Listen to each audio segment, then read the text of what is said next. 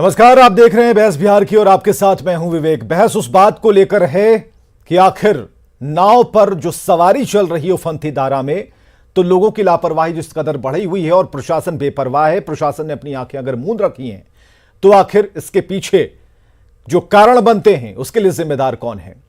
Overloaded जो यात्राएं चल रही है उफनती धारा में, क्या इन घटनाओं से सबक लेने की जरूरत नहीं है? और जो लोग घटना के शिकार होते हैं तो फिर रोते क्यों हैं? सरकार से क्यों मुआवजे की मांग करते हैं? आपकी जरा सी नजरअंदाजी मौत को न्योता देती है। हमारे साथ सभी मेहमान जुड़े हैं, लेकिन उससे पहले कुछ डिटेल्स हम आपके सामने रखते हैं, ग्राफिक्स के जरिए आपको दिखाने की कोशिश करते हैं हादसों के बारे में। और हादसों में वो सारी बातें लिखी हुई हैं कि क्या क्या कारक हैं, क्या क्या कारण है। सुरक्षा मानकों नियमों का अनुपालन नहीं होता, इस कारण नाव हादसे होते हैं। सुरक्षित नौका परिचालन में कौशल का अभाव, कहने का मतलब कि जो परिचालन होता है उसमें जो नाविक होते हैं उनमें वो कौशल नहीं होता, नावों में संसाधनों का उपयोग नहीं होता। इसके अलावा जो सुरक्षा मानक हैं उसे तय नहीं किया जाता। मौसम का पूर्वानुमान बराबर बताया जाता है, बावजूद इसके यात्राएं होती रहती हैं। नाव की जो लदानक क्षमता है उसकी जानकारी का भी अभाव होता है। मवेशियों के साथ नाव यात्रा करना जानलेवा साबित हो सकता है। कुछ बड़े कारण हम आपको बता रहे हैं।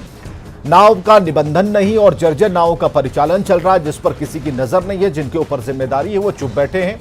हाईकोर्ट ने क्या इस पर आदेश दिया था ये हम आपको बता रहे हैं। 11 अगस्त 2017 को सरकार से कई सवाल जवाब किए गए थे। नाव हादसों पर अंकुश लगाने के लिए सरकार ने कड़े नियम बनाने की बात की गई थी। हाईकोर्ट के निर्देश पर सरकार ने काउंटर एफिडेविट दिया और इसमें क्या बातें कही गई, इसमें कहा गया कि सभी नावों को रजिस्टर करने की बात हमने कह दी है, इसलिए आगे से ऐसा ही होगा।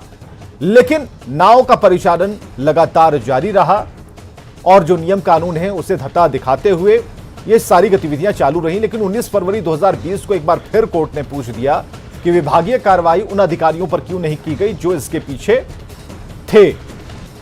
तो प्रशासन से कई सवाल हैं। नावों में बचाव का इंतजाम क्यों नहीं होता, यह देखने की जिम्मेदारी किसकी है? इसके अलावा सवाल यह है कि कोर्ट के आदेश के बाद भी सरकार गंभीर अब तक क्यों नहीं हो पाई? सवाल यह है कि जवाबदेह अधिकारियों पर कार्रवाई के बजाय लीपापोती क्यों होगी? और परिवहन विभाग से नाव का निबंधन कराना, ये कई चीजें हैं। हमारे साथ जो मेहमान जुड़े हैं एक साथ आपका परिचय कराते हैं। ज्ञान रंजन है प्रवक्ता कांग्रेस से, अरविंद निषाद साहब है प्रवक्ता जेडीयू से, एजाज अहमद है प्रवक्ता आरजेडी से, विनोद शर्मा जी हैं प्रवक्ता बीजेपी से। सबका बहुत बहुत स्वागत है। सबसे पहले अरविंद निषाद आपसे आपके पास ही आना चाहेंगे। हम प्रबंधन की तरफ, सरकार की तरफ इशारा करें उससे पहले यह बात हम दर्शकों तक रखना चाहेंगे कि सरकार का काम है नियम बनाना, कायदे बनाना। और हाईकोर्ट ने जब इस पर संज्ञान लिया, उन्होंने सरकार से सवाल जवाब किया, तो एक गलती यहां सरकार से हो गई कि अभी तक जो कार्रवाइयां की गई शायद उसका जवाब कोर्ट को सरकार ने नहीं दिया। लेकिन जो तस्वीरें हम तक पहुंचती है नाव हादसों से जुड़ी हुई, एक एक कर वो तस्वीरें हम चला रहे हैं। ये तमाम उन घटनाओं की तस्वीरें हैं जहां पर लापरवाही दिखती है और घाट से महज कुछ दूरी पर गंगा में पूरी नाव समा जाती है। कभी 25 तो कभी 30 तो कभी 40 लोगों की मौत हो जाती है। हमें जरा यह बताइए अरविंद निषाद कि कहां दिक्कत है? नदी थाने भी बना दिए गए, दिक्कत कहां है?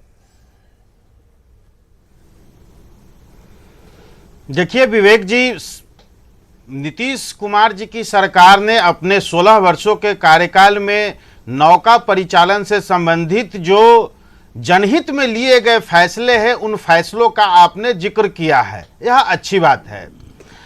हमारी सरकार के पहले बिहार में भी नौका घटनाएं घटित होती रही है। हमने उसमें कमी लाने के लिए बिहार में सभी नौकाओं के परिचालन के लिए उनका निबंधन कराने का फैसला किया। आज की तारीख में सभी नौका का निबंधन हो चुका है। जो नौका निबंधित नहीं है, ऐसे नौका को चलाने का अनुमति सरकार की ओर से नहीं है। साथ ही साथ नदियों में स्वच्छ परिचालन के लिए, सुंदर आवागमन के लिए, अपराध मुक्त नौका के परिचालन के लिए सरकार ने नदी थाना का प्रारंभ किया। आज बिहार में नदी थाना स्थापित है। हम इसमें भी बहुत तेजी से आगे बढ़े हैं। साथ ही देखिए, कुछ नौका संचालक या नौका चालक जो बिना नियम कायदा कानून के कारण जो नौका परिचालन करते हैं, ऐसे लोगों की लापरवाही के कारण दुर्भाग्य से कुछ घटनाएं घटित हो जा रही हैं, जो कि ऐसा नहीं होना चाहिए। सरकार की ओर से लगातार प्रयास जारी है और जब नदियों में जलस्तर बढ़ता सरकार है के उन प्रयासों तो सरकार पर का स्पष्ट निर्देश है। लेकिन सरकार के उन प्रयासों पर पूर्ण विराम तो तब लग जा रहा है, ब्रेक तो तब लग जा रही है जब प्रशासन के लोग, जिनके ऊपर सरकार ने जिम्मेदारियां छोड़ी कि भाई आप नौका का परिचालन मत होने दीजिए, रात के अंधेरे में कौन से गश्ती दल जो है, कौन सी ऐसी पेट्रोलिंग होती है जिससे इन नावों के परिचालन पर रोक लगे। जो छपरा वाला हादसा हुआ उसमें आपने देखा कि क्या वक्त था, 5 बजे के बाद नावें नहीं चलेंगी, लेकिन यह जिम्मेदारी सेट तो होनी चाहिए। देखिए विवेक जी अभी नदियों, गंगा नदी में जलस्तर काफी बढ़ा हुआ है। पटना का जो जलस्तर है वो काफी ऊंचा है और सरकार ने पटना डीएम की ओर से गांधी घाट, कृष्णा घाट, एनआईटी घाट सहित अन्य घाटों पर शाम के वक्त या किसी भी वक्त अभी भी लोगों को वहां जाकर के अटखेलियां करने पर पाबंदी लगाई गई है। सरकार की ओर से लगातार पाबंदी आदेश आते रहते हैं, लेकिन लोग हैं कि मानते नहीं। लोगों को भी जागरूक होना पड़ेगा। बात तो यही है कि आपके निर्देशों को अगर लोग नहीं मानते तो आप क्या करेंगे? ठीक है, नियम बना दिए, कायदे कानून, तो सजा का भी प्रावधान है, तो सजा का भी प्रावधान है, गिरफ्तारियां भी होंगी। जागरूकता के माध्यम से हम जागरूकता के माध्यम से अवेयरनेस के माध्यम से लोगों में हम बहुत हद तक सफल हो रहे हैं। चलिए, एजाज अहमद साहब, प्रवक्ता आरजेडी से एजाज अहमद साहब, सरकार ये कह रही है कि हम सफल हो रहे हैं, लोगों में जागरूकता फैला रहे हैं, लेकिन जो जागरूकता फैला रहे हैं उसका असर हमें नहीं दिखता। पुरानी फाइल वाली तस्वीर हम जरूर लगा रहे हैं लोगों को जागरूक करने के लिए, लेकिन उफनती धारा में जो गतिमान नाव हमें दिख रहा है और उसके ऊपर जितने लोग, कैपेसिटी से अधिक लोग, क्षमता से अधिक लोग लदे हुए हैं, तो ये से क्या आप मानेंगे? देखिए, अरविंद जी अपने ही बातों से अपने फंस गए हैं। ये बोलते हैं कि हमने नदियों के किनारे थाने का व्यवस्था कर दिया है। अगर थाने का व्यवस्था किए होते तो कच्ची दरगाह में जो घटना हुई वो घटना नहीं हुई होती।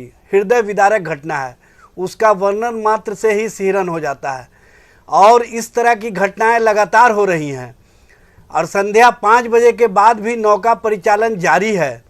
सरकार की ओर से आज पटना के डीएम का एक बयान आया है कि हम जितना भी नाविक है उनसे अपील करते हैं कि वो अपना नाव को चलाने से पहले रजिस्टर्ड करा लें, जबकि ये दावा करते हैं जनता दल यू के अरविंद निषाद जी कि सभी रजिस्टर्ड नाव को चलाने का हमने परमिशन दिया है। ये 2017 में जब माननीय हाईकोर्ट का आदेश आया उसके बाद भी अब तक गंभीरता नहीं दिखाए।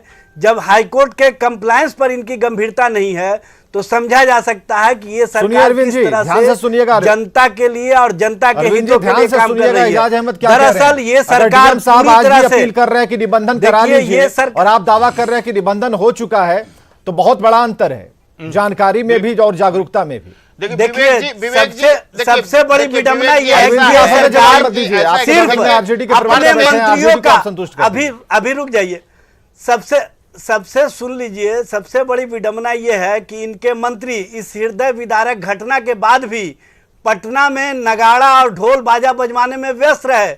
इनको इतनी भी गंभीरता नहीं दिखी कि जो कच्ची दरगाह में लोगों के दिलों को ठेस पहुंचा है, जिनके परिवार के लोग मृत हो चुके हैं, उनके परिवार तक पहुंचने का काम करें। राजनीति की बात नहीं है, संवेदना की बात है। आपके नेताओं में संवेदना नहीं है। संवेदना अगर होती तो आप कार्यक्रम को स्थगित करके ढोल नगाड़ा नहीं बजवाए होते। ढोल नगाड़ा बजा करके आपने जमावड़ा दिखा करके अपना शक्ति परीक्षण तो कर लिया, लेकिन गरीबों के घर तक पहुंचने का काम नहीं किया। भाषण कर रहे हैं। सबसे बड़ी अफसोस की बात यह है कि इनके सरकार के मुखिया हवाई सर्वेक्षण तो करते हैं, लेकिन जनता के बीच पहुंचने का काम नहीं करते हैं। राहत सामग्री बिहार तक नहीं पहुंच रहा है। नाव दुर्घटना में जो लोग मृत हुए हैं उनके परिवार तक भी माननीय मुख्यमंत्री संवेदना जिले में भी बाढ़ है, उन जिलों में भी केंद्रीय मंत्री संवेदना तेजस्वी यादव दिखाई देता है। इनकी तेजस्वी जी को कहिए कि दूसरे इलाके में लगातार जनता के बीच जा रहे हैं, लोगों का दुख दर्द बांटे, दुख दर्द से क्षेत्र में नहीं काम कर रहे हैं। ये बाहर में आते हैं, क्षेत्र बिहार के अंतर्गत आता है, बिहार से बाहर नहीं है। इजाजत साहब जरा उस सवाल का जवाब दे देते हैं अरविंद शाह जी से। अरविंद शाह जी जरा जवाब दे दीजिए, डीएम साहब को आखिर क्यों कहना पड़ा, डीएम साहब को आखिर क्यों कहना पड़ा, निवेदन क्यों करना पड़ा, अपील क्यों करनी पड़ी कि भाई जिनका निबंधन नहीं हुआ वो निबंधन करा लें। सवाल इससे भी बड़ा है, सवाल इससे भी बड़ा है कि परिचालन हो रहा है, क्षमता से अधिक लोगों की सवारी चल रही है, मवेशी भी उस पर लदे हैं, लोग भी लदे हुए हैं और मवेशियों का चारा भी लदा है। रात दिन दोपहरी कोई वक्त हर तरफ नावें चल रही है। हमें जरा ये बताइए ये क्यों चल रही हैं, इसका एक सटीक जवाब दीजिए। देखिए विवेक जी, समय समय से हर समय शासन और प्रशासन की ओर से, सरकार की ओर से आगाह किया जाता है। ये कोई नई परिपाटी परंपरा नहीं है। सरकार की ओर से हमेशा कहा जाता है, चाहे वो सड़क पर चलने वाली, मौखिक आगाह चलेगा कि कोई एक्शन भी होगा, ये मौखिक तौर पर आगाह चलेगा, निर्देश होगा कि कुछ एक्शन भी होगा। सरकार गंभीर नहीं है, इनकी सरकार गंभीर नहीं है। सरकार गंभीर होती तो मरने के लिए लोगों को नहीं छोड़े होते। विवेक जी प्रश्न दोहराइए, एक्शन कब होगा सर? प्रश्न दोहराइए अरविंद जी, एक्शन की बात कीजिए। अब एक्शन कब होगा? हम निर्देश हमने बहुत दे दिया, जागरूकता बहुत फैला दी, लेकिन जिनके ऊपर सरकार ने जिम्मेदारियां दी अपना काम ठीक से नहीं कर रहे। एक्शन भी विवेक जी, नदी थाना फतुहा की ओर से एक्शन भी हुआ है। आज से 2 महीना पूर्व किसी गंगा नदी में बिना अनुमति के लोग नाव चला रहे थे, बिना रजिस्ट्रेशन के नाव चला रहे थे। कहां बंद हो पाया? फिर तो वही बात है, परिचालन बंद फिर कहां हुआ था? हाँ, तो आपके आदेश, आपके निर्देश और आपके एक्शन पर तो लोगों को घबराहट होनी चाहिए। डीएम साहब को क्यों अपील करना पड़ा? पटना के डीएम चंद्रशेखर जी को क्यों अपील करना पड़ा कि नाविक अपना रजिस्ट्रेशन करा ले? कहीं ना कहीं ये सरकार गंभीर है, और सरकार अगर गंभीर होती तो ऐसी घटना दुर्घटना इस राज्य में नहीं हुआ होता। ये सरकार पूरी तरह से अपने नकारेपन को छुपाने के लिए सिर्फ राष्ट्रीय जनता दल को दोषी ठहराने की राजनीति करती है। केंद्र में कांग्रेस को, बिहार में राजद को, यही इनकी नीति है। इसके अलावा और कोई नीति नहीं है। ये सत्ता में तो बने रहना चाहते हैं, लेकिन जिम्मेदारी लेने से भागते हैं। जिम्मेदारी लेना होगा। चलिए जिम्मेदारी, अब जरा चलता है जिम्मेदारी की तरफ ही। विनोद शर्मा जी प्रवक्ता बीजेपी से हमारे साथ मौजूद है। विनोद जी, क्या जवाब है इसका? सटीक हमें जवाब चाहिए। विनोद शर्मा जी, में बाढ़ पीड़ितों के बीच मुख्यमंत्री रुक जाइए, अरविंद जी रुक जाइए, आएंगे। विनोद शर्मा जी, ठीक है रुक जाइए। देखिए विनोद शर्मा जी, देखिए विवेक जी, हम बधाई देते हैं कि आपने जो कमियां हैं उसको इंगित करने का काम किया है, सरकार के संज्ञान में लाया है। लेकिन इतना निश्चित है कि हमारी सरकार काम कर रही है, उससे आप इनकार नहीं कर सकते हैं। आप जो कह रहे हैं कि रजिस्ट्रेशन नहीं हुआ है, चाहे बाधित हुआ है, तो निश्चित रूप से आप देख रहे हैं कि 2 वर्षों से कोरोना काल रहा है, 30% उपस्थिति रही है कार्यालयों में, सारे काम बाधित हुए हैं, जिसके कारण रजिस्ट्रेशन में कमी हुई है। कुछ नए नाव भी आए हैं और कार्रवाई हुई है, इसमें दो राय नहीं है। और अभी भी सरकार सजग है, उस पर काम हो रही है। लेकिन जनता चूंकि इतनी बड़ी जनसैलाब पानी आया है अभी, जितना चारे एरिया में फैला है कि लोग अपने भागने के लिए बचाव में भाग रहे हैं। सरकार चाहकर भी नहीं रोक सकती, क्योंकि बहुत ऐसे घाट हैं जो सरकार के संज्ञान में नहीं है, जहां से नाव खुलती हैं, और नए नए घाट बन गए हैं जहां पुलिस की पहुंच नहीं हो पाएगी। क्योंकि बहुत लंबा एरिया है नदियों का, तो हर जगह पुलिस रहे संभव नहीं है। लोगों को जागरूक होना होगा, अपनी जान की कीमत समझनी खर्च हो गए, और उसमें सरकार निश्चित रूप से। विनोद शर्मा जी, कितने पैसे खर्च हो गए? 52 करोड़ खर्च हो गए, 52 लाख खर्च हो गए, कितने रुपए खर्च हो गए इन नदी थानों पर? और उसके बाद भी हम कहें कि एरिया बहुत बड़ा है और हमारा मॉनिटरिंग तो हो सकती है ना सर, पेट्रोलिंग हो सकती है ना? ना हो सके, लेकिन सब जगह सड़क से जुड़ा हुआ नहीं है। नदी का मुहाना आप देख रहे हैं, किनारा, सब जगह सड़क नहीं जाती है। ऐसे भी जहां से नाव खुल रहे हैं, लगातार सरकार के संज्ञान में कार्रवाई सरकार कर रही है। लेकिन चूंकि अभी लोग बचाव में जा रहे हैं, हम उनको चाह कर भी नहीं रोक सकते, क्योंकि जल प्लाव हो चुका है, पूरा पानी से पट गया है बहुत लंबा एरिया। वहां के लोग अब चाहते हैं कि हम अपने मवेशी को भी नहीं छोड़े, अपने खाना को भी नहीं छोड़े, अपने सामान को नहीं छोड़े। तो सरकार उसमें क्यों रोक लगाएगी? उनको तो कहीं सुरक्षित स्थानों पर पहुंचाना है। संसाधन STRF NDRF की टीम है, लेकिन उतनी नहीं है। तो जो प्राइवेट के तो सब चीज में कमी है। आपने छोड़ रखा कि वो अपने मवेशी को लाने जाएंगे, वो अपने मवेशी के खाने को लाने के लिए लेके चारा को लाने के लिए जाएंगे। ये सारी चीजों को छोड़ रखा है। तो 50 लोगों की कैपेसिटी वाली जो नाव है उस पर 200 लोग जमा है, तो वो नाव डूबेगी नहीं, हादसा नहीं होगा।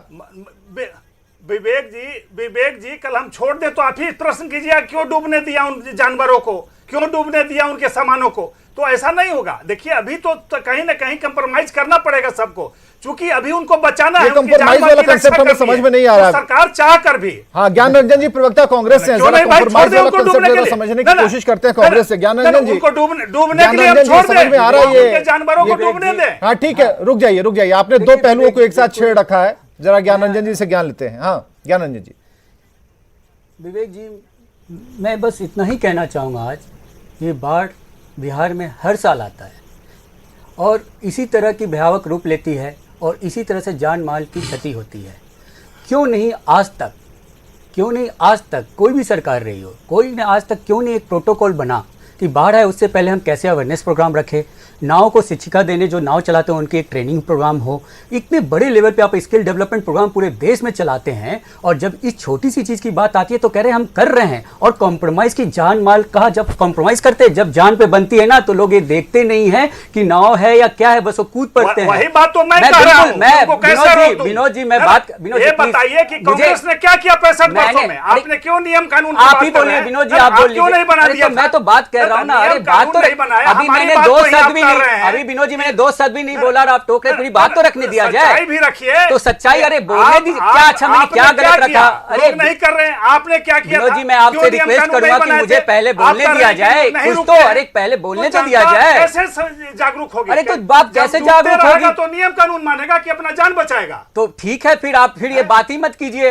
ये डिबेट ही बंद करा दीजिए। डिबेट बंद करने का नहीं तो आप क्या, बात तो रखने को दिया जाए ना मुझे। विवेक, तो मैं सही क्या, अच्छा मैंने भी क्या तो रखने, बोलने तो दीजिए मुझे। मैंने कहा वही बात, मैं यही बता रहा हूँ विवेक जी। नहीं, मैं आपके जवाबों का मैं जवाब दे। आज देखिए मेडिकल कैंप, सब कुछ खाना पूर्ति हो रही है, सब कुछ कागज पे हो रहा है। अब मेरी बात सुना जाए, सब कुछ कागजों पे हो रहा है। ये अफसरशाही है जो आपने कहा, आपने कहा 52 करोड़ रुपए नदी थाना पे खर्च हो गया और अभी तक नहीं दे रहा है। और इनकी यही बात मैं कहना चाहता हूँ।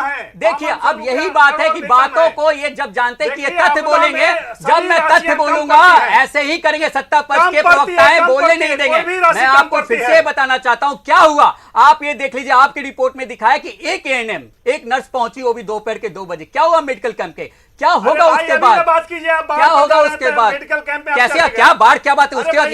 यही दूरदर्शिता नहीं है, यही दूरदर्शिता मेडिकल कैंप बाढ़ की बात नहीं कर रहा हूं मैं, यही बाढ़ की बात कर रहा हूं। यही दूरदर्शिता नहीं है इस सरकार की। सरकार की यही दूरदर्शिता है। जैसे इनके प्रवक्ता अंधे हैं, ऐसी सरकार भी अंधी है। सिर्फ सरकार अपने पेपरबाजी में लगी हुई है और जान माल की अच्छे नहीं है, बिल्कुल नहीं। सिर्फ आप शब्दों से नहीं खेलिए विवेक जी, और आंख खोल कर रखती है। देखिए विनोद जी, आप शब्दों से मत खेलिए, मैं यहाँ तथ्य रखने आऊँ। आज आप रिपोर्ट देखिए, मवेशियों को सिर्फ 3 या 4 किलो का अनाज मिल रहा है। तर्क नहीं है, कुतर्क नहीं है। आप ये फैक्ट बता रहा हूं मैं कि क्या है। 15 जिले में 93 प्रखंड में 618 पंचायतों में लगभग 27 लाख लोग बाढ़ से पीड़ित हैं। और उनको डूबने दे। हाँ, फिर मैं डूबने दे क्यों? अरे भाई बात है डूबने दे। आप क्या, आप जिस तरह से छोड़ चुके हैं, आप डुबा रहे हैं, आप डुबा रहे हैं। आपने कोई भी सैनिटाइजेशन प्रोसेस नहीं हुआ। मेरे जैसे लोग नहीं चाहते हैं। अगर आपकी दूरदर्शिता नहीं है, आपके पास रहती थी सरकार, आप चाहते हैं कि हमारी प्रॉब्लम ये है कि ये इनको दिख नहीं रहा है कि इनको क्या हो रहा है। यहाँ पे रोडों पे पावर टसल दिखाया जा रहा है और लोगों को मरने दी रहा है। यहाँ जन की जान माल की रक्षा का इस सरकार को फिक्र ही नहीं है। कहते हैं डबल इंजन की सरकार हर बात पे, और जब मुद्दे पे आते हैं तो ऐसे ही चिल्लाहट करते हैं। मैं आपको तथ्यों को बताना चाहता हूँ विवेक जी, ये देखिए, आप बताइए, आपके चैनल रिपोर्ट ने बताया एक एएनएम आया। क्या है बाढ़ के पीड़ितों के बाद क्या होगा? एक भी डॉक्टर हैं? आपने शिविर दिखाया, क्या डॉक्टर पहुंचे? डॉक्टर कहां से? आप मालस्वामी थाना के क्षेत्र में, दीरा क्षेत्र में है, 2 गुटों में नाव चलाने की वजह से मारामारी हुई। वहां पे थाना खड़ा था, केस तक दर्ज नहीं हुआ और आपस में वहां जो पीड़ित लोग थे वो त्राहिमाम मचा रहे थे। और इनको ये समझना होगा कि क्यों क्या हुआ ऐसे। मैं वहां क्या, मैं शर्मा जी, आखिर कॉम्प्रोमाइज की बात क्यों आ रही है? मुझसे जो बनता है, आखिर लाइफ के साथ कॉम्प्रोमाइज की बात क्यों आ रही है? ठीक तो है, ठीक है। नहीं, यहाँ पर कांग्रेस के प्रवक्ता जो बोल रहे हैं, सुनिए, अरे कांग्रेस के प्रवक्ता अगर यहाँ पर ज्ञान रंजन अगर कह रहे हैं कि आपने तो पहले ट्रेनिंग करनी चाहिए थी ना, आपको पहले व्यवस्थाएं करनी चाहिए थी ना। आपने डुबाया। अगर आप नाव का रजिस्ट्रेशन की बात करते हैं, कितने ऐसे नाव को खेवने वाले नाविक हैं, कितने ट्रेंड हैं, आप बताएंगे? 8 किलो चारा खाते हैं और क्या इतनी 50 लोगों की कैपेसिटी वाली नाव में 100 लोग चढ़ के चले जाएंगे, इस पार से उस पार हो जाएंगे? विवेक जी, मैं आपसे आग्रह करता हूं कि आज आपने जो दोपहर में रिपोर्ट चलाया था, इनको दिखाइए। इन्होंने ये रिपोर्ट नहीं देखा है।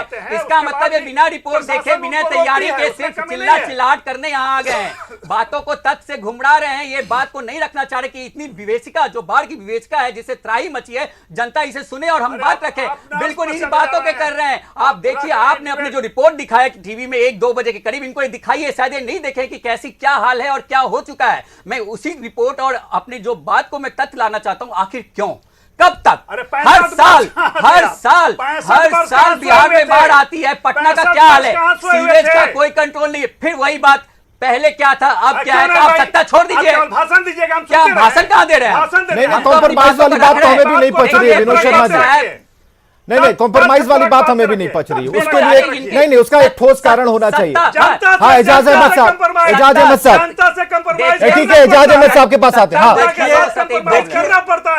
देखिए, अभी विनोद शर्मा जी जिस तरह की बातें कर रहे हैं, कहीं ना कहीं ये गुमराह करने का प्रयास कर रहे हैं। हाथ खोल के इलेक्शन में जवाब देगी। ये बोल रहे हैं कि जनता के साथ गुमराह करने का प्रयास कर रहे हैं। ये जनता को कॉम्प्रोमाइज करने वाली सरकार से कोई उम्मीद नहीं किया जा सकता है। ये सरकार गुमराह करने वाली सरकार है। ये सरकार अपनी कमियों विनोद शर्मा जी को तर्क पे बात कीजिए। आप कॉम्प्रोमाइज की बात करते हैं, सरकार आपकी है और आप कहेंगे कॉम्प्रोमाइज की बात करेंगे। जनता की जान के साथ लोगों को बचाने के लिए सर एयरलिफ्ट हो जाता है, कभी भी ये बात लोगों को बचाने के लिए एयरलिफ्ट हो जाता है। आप समझिए कि मुख्यमंत्री निरीक्षण करने के लिए जाते हैं। नहीं होगा। विनोद शर्मा जी एक मिनट रुकिए। विनोद शर्मा जी, सरकार को निरीक्षण करना होता है तो जहाज, पानी का जहाज चलाया जाता है और लोगों को सरकार बचा नहीं पाएगी। सरकार जो कर रही है उस पर सवाल नहीं है। सरकार ने जिनके ऊपर जिम्मेदारियां दे रखी है, सवाल उन पर है कि आपको आपकी आंखों में धूल झोंका जा रहा है। आपके अधिकारी आपकी आंखों में धूल झोंक रहे हैं। अगर सरकार को गालियां पड़ रही है तो वही लोग हैं जिन पर जिम्मेदारियां आपने दे रखी थी। 2-3 किलो चारा मिल रहा है, पूरा लूट का बाजार गर्म है। विवेक जी, मैं इस चीज का जवाब देना चाहता हूं। नेता और पदाधिकारी मिल करके कहीं ना कहीं मैं कुछ बोलना चाहता हूं। लूट का हथियार बना लिए हैं। लूटेरी सरकार है, अरविंद निशा जी, लूटने वाली सरकार है। ठीक है अरविंद निशा जी, ये सरकार के जो प्रवक्तागण हैं, इनको शांत कराइए। नहीं शांत, एजाज जी जरा रुक जाइए। आज सरकार से ज्यादा बात करनी है, आज सरकार से ज्यादा बात करनी है, बहुत सारे सवाल है। जरा अरविंद निशा जी रुक जाइए। एजाज अहमद जी जरा पानी पी लीजिए। ठीक है, थोड़ा थम जाइए। उसके अलावा कुछ नहीं। हाँ अरविंद जी, देखिए विवेक जी, जिस प्रकार से भाषण का मंच भाई राजद के प्रवक्ता महोदय यहाँ बना रहे थे, हमारे शासनकाल में कोई बाढ़ नहीं, तथ्यों का मंच है। बोल लीजिए, तथ्य से बोल लीजिए। आपको अवगत कराया, आपने कहा कि अभी और इनका अभी इनको अब देखिए रजिस्टर कराने के लिए नाविक जो है ना हमारे पास आवेदन दे। देखिए विवेक जी, मुझे